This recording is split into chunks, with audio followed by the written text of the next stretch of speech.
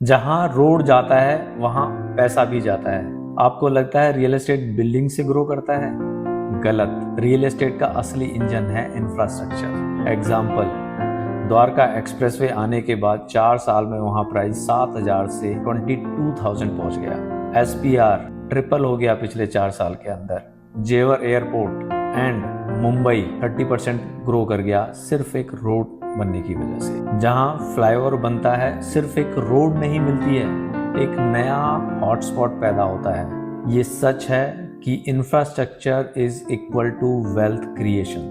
नमस्ते दोस्तों, welcome to brick by brick, जहां हम रियल एस्टेट की ग्रोथ को डिकोड करते हैं और इंडिया के इकोनॉमिक फ्यूचर के साथ कनेक्ट करते हैं। आज का टॉपिक बहुत पावरफुल है। Infrastructure is equal to real estate growth. जहां इंफ्रास्ट्रक्चर बनता है वहीं आपकी प्रॉपर्टी का वैल्यू बनता है। चलो समझते हैं कैसे एक एक्सप्रेसवे, एक मेट्रो, एक एयरपोर्ट किसी भी जगह को बना देते हैं नेक्स्ट इन्वेस्टमेंट हॉटस्पॉट। दुनिया का एक गोल्डन रूल है, जहां रोड जाती है वहां पैसा भी जाता है। एग्जाम्पल देखिए, गुड़गांव में द्वारका एक्सप्रेसवे बनने के बाद लास्ट 4 इयर्स में वहाँ के प्राइसेस 3x इंक्रीज हो गए।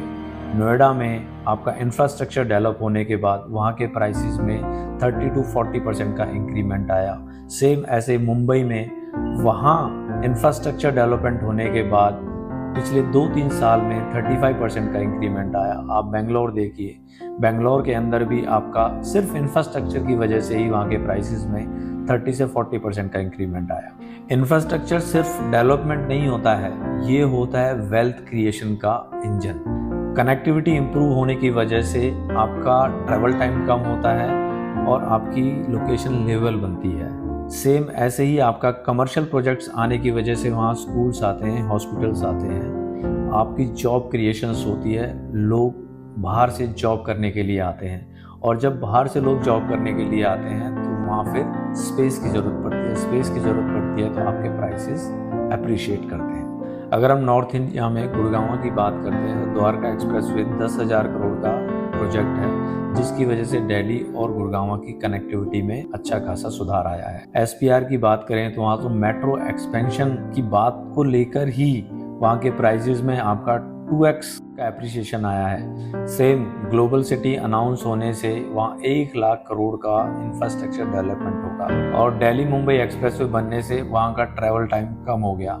तो ये सब इंफ्रास्ट्रक्चर की वजह से आपके प्रॉपर्टी प्राइसेस में इंक्रीमेंट हमेशा से आता है। और पैन इंडिया की बात करें तो जेवर airport, Mumbai MTHL, real estate investment का एक गोल्डन रूल है। जब इन्वेस्टमेंट प्लानिंग होती है तो आपका इंफ्रास्ट्रक्चर बनने से पहले प्लानिंग होती है, ना कि जब इंफ्रास्ट्रक्चर बन जाए, क्योंकि अर्ली इन्वेस्टर्स को हमेशा प्राइस एप्रिसिएशन का बेनिफिट मिलता है। फॉर एग्जांपल, जैसे द्वारका एक्सप्रेसवे बनने से पहले जिन लोगों ने इन्वेस्टमेंट किया था उन लोगों का पैसा 4 साल के अंदर डबल हो गया है। सेम आपका एसपीआर बनने से पहले जिन लोगों ने एसपीआर पे इन्वेस्टमेंट किया था उनका पैसा पिछले 3 से 4 साल में 3 गुना हो गया है। तो दोस्तों याद रखना, जहां एक्सप्रेसवे बनता है वहां वेल्थ भी एक्सप्रेस होती है। और नेक्स्ट एपिसोड में हम बात करेंगे रेडी टू मूव और अंडर कंस्ट्रक्शन प्रॉपर्टी, एक एनआरआई और एचएनआई कस्टमर्स के लिए क्या बेस्ट है।